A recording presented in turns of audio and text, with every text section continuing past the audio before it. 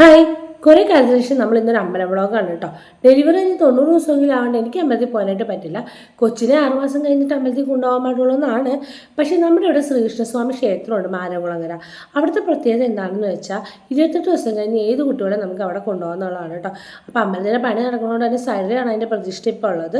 അപ്പോൾ അമ്മ കൊച്ചിനെ എൻ്റെ അടുത്ത് ഏൽപ്പിച്ചിട്ട് തീർത്ത് കൊടുക്കാനായിട്ട് പോയിക്കുവാണ്.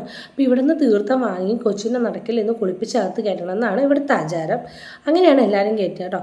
അമ്മമാർ പുറത്ത് നിൽക്കണമെന്ന് മാത്രമേ ഉള്ളൂ. ഗ്രാൻഡ്മയോ ആരാ കൂടെ ഉള്ളതെന്ന് വെച്ചാൽ അവരാണ് കുളിപ്പിച്ച് അകത്തോട്ട് കയറ്റുക. അപ്പോൾ അമ്മയാണ് ഇവിടെ നമ്മൾ കുളിപ്പിച്ചിട്ടുണ്ടായിരുന്നു കേട്ടോ. അവളെ കുളിപ്പിച്ച് സുന്ദരി കുട്ടപ്പിയായിട്ട് നമ്മൾ ഇങ്ങനെ അകത്തോട്ട് കയറ്റുവാണ്. തോർത്താനൊന്നും പാടില്ല കേട്ടോ. നേരിട്ട് ആർക്കിൽ പോയിട്ട് വേണം ഭഗവാനെ കാണിക്കാനായിട്ട് പോകാം. അപ്പോൾ ഭഗവാന്റെ മുമ്പിൽ ചെന്ന് നിൽക്കുമ്പോൾ ഭഗവാനും അവരും നമ്മൾ സംസാരിക്കുന്നൊക്കെയാണ് പറയുന്നത്. പിന്നെ നമ്മൾ സ്വാമിനെ നേരെ കണ്ടിട്ട് സംസാരിച്ച് കഴിഞ്ഞിട്ടുണ്ടെങ്കിൽ അവിടെ നിന്ന് ചരടും കാര്യങ്ങളൊക്കെ തരുന്നതായിരിക്കും കേട്ടോ. 5 ആഴ്ച 7 ആഴ്ച അല്ലെങ്കിൽ 5 ദിവസം 7 ദിവസം അങ്ങനെയുള്ള കണക്കിനാണ് കേട്ടോ അവിടെ പോകുന്നത്. നമുക്കിവിടെ തൊട്ടടുത്ത് തന്നെ ആയതുകൊണ്ട് 7 ദിവസമായിട്ടാണ് പോകുന്നത്. ദൂരെയുള്ളവരൊക്കെ 7 ആഴ്ചയൊക്കെ ആയിട്ടാണ് വരുന്നത് കേട്ടോ. അപ്പോൾ അതിനിടയ്ക്ക് പണിയില്ലാഞ്ഞൊന്നും കണ്ണഞ്ചേട്ടൻ വന്നിട്ടുണ്ടായിരുന്നു. അപ്പോൾ നമുക്ക് പ്രസാദമൊക്കെ കിട്ടി അമ്പലത്തിൽ തൊഴുത് ചന്ദനമൊക്കെ തൊട്ട് സെറ്റായിട്ട് അവിടെ പായസം കിട്ടിയിട്ടുണ്ടായിരുന്നു. ഇതൊക്കെ കഴിഞ്ഞ് നമ്മളവിടെ കുറച്ച് വർത്താനമൊക്കെ പറഞ്ഞിരുന്ന അമ്പലത്തിൻ്റെ വൈബൊക്കെ ആസ്വദിച്ചിട്ട് നേരെ തിരിച്ച് വീട്ടിലോട്ട് പോകാം കേട്ടോ.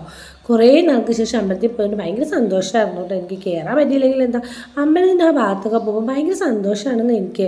അപ്പോൾ ഇത്രേ ഉള്ളൂ നമ്മുടെ ഇന്നത്തെ വ്ളോഗ്. ഇനി കാണാം കേട്ടോ. അപ്പോൾ okay, bye bye, see U.